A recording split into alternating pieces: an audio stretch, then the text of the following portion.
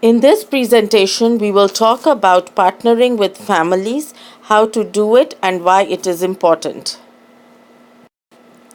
By the end of this unit, you will be able to describe how general education reform and special education reform have impacted partnerships and how the reforms are relevant to positive behavior supports.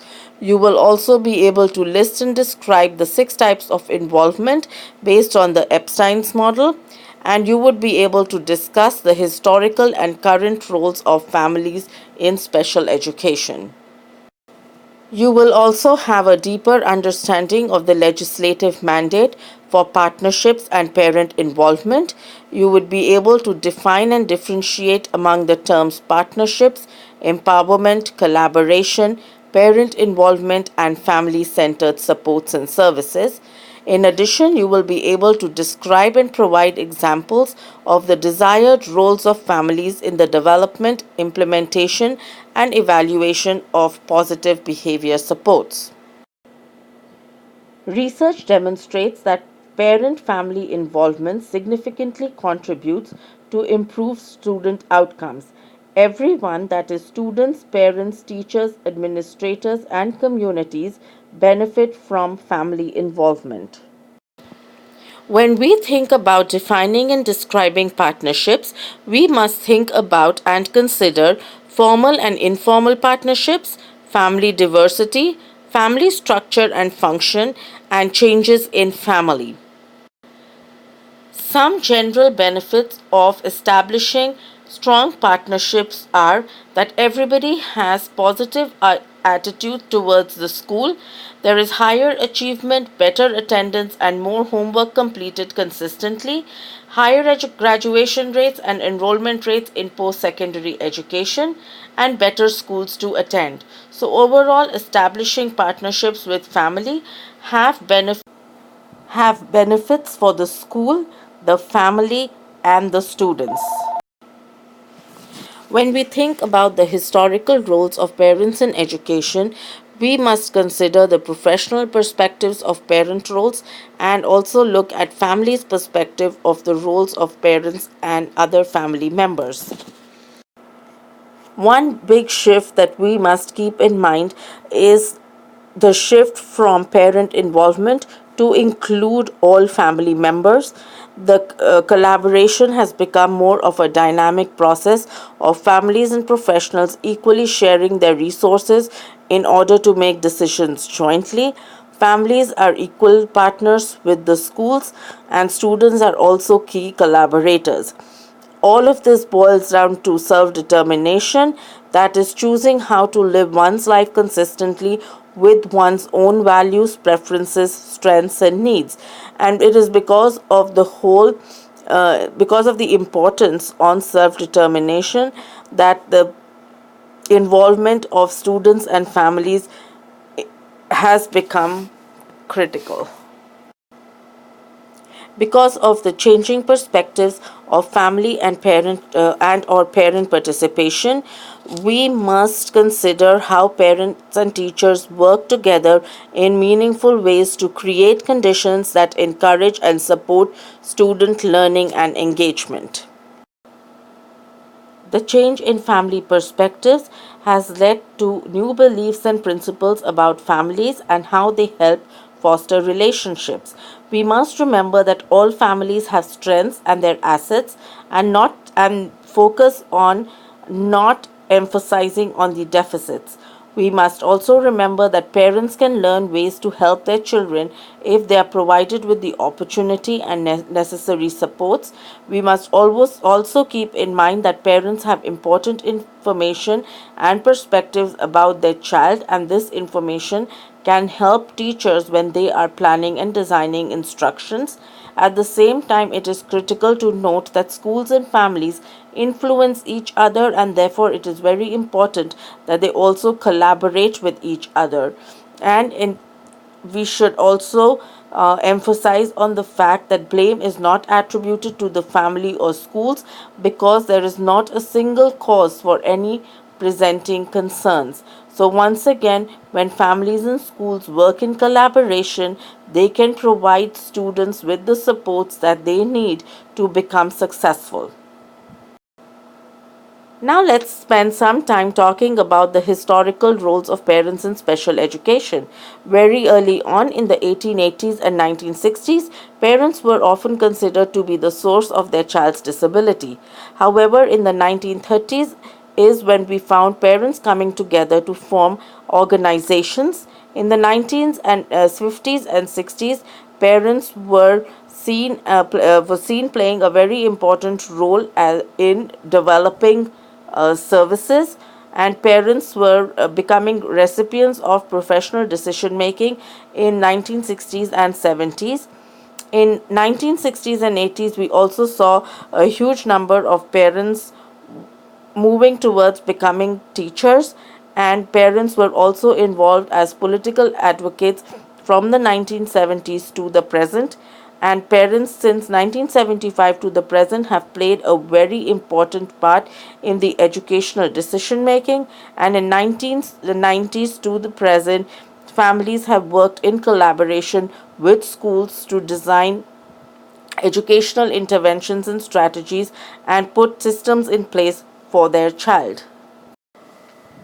This slide lists the legislative laws that have been passed that have increasingly emphasized family involvement and parent partnerships. It all started with free appropriate public education, to zero reject, to non discriminatory evaluation, to figuring out what the least restrictive environment would be for their child to learn the most.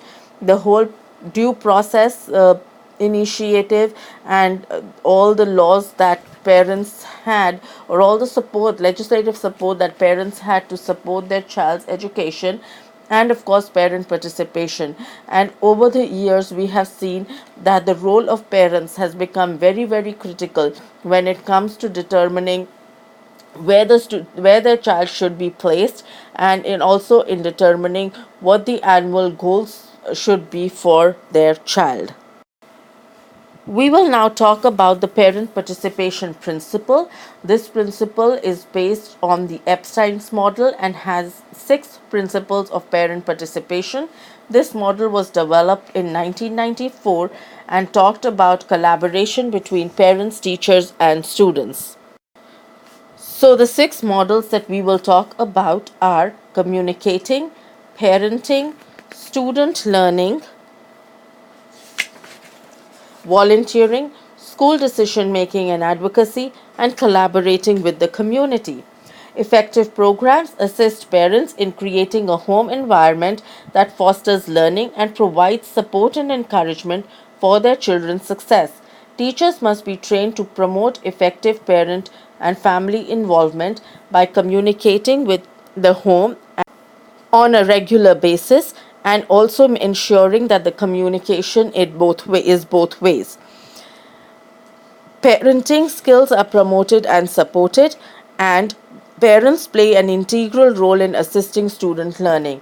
And therefore we see that these principles not only just talk about including parents, but it also talks about how parents are supported and how they can help support their child by creating an environment where the student can learn. Another standard is volunteering, and parents are welcome in the school and their support and assistance is sought. School decision making and advocacy is the next standard, and parents are full partners in the decision making that affects children and families. Collaborating with the community has once again become very critical. Community resources are used to strengthen schools, families, and student learning. And more information about family involvement can be found at the following link. This is a brochure that had been created by the PTA organization and has 100 ways in which families can be involved. I would definitely encourage all of you to look at this brochure. What we as professionals must keep in mind is that parent involving is a process. It is not a program of activities. It requires ongoing energy and effort. It also requires a vision, policy, and framework, and a consensus of understanding is important. In the late 1989, President Bush and the nation's governor met in Virginia for a bipartisan education summit. At this summit, the groundwork was laid for the National Education Goals, which are a part of Goals 2000 education program. Under the Bush administration, the program was called America 2000. The goals were not to be used for a political gain nor as a hollow promise. They were the centerpiece for education reforms in both the Bush and Clinton administrations. They serve as a nationwide pact by which we can measure the output of our educational systems throughout America.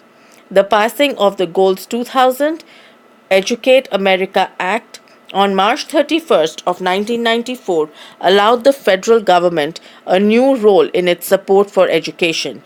The federal government can now promote a comprehensive approach to help all students succeed in life. The idea behind this Goal 2000 was that every child will start school ready to learn.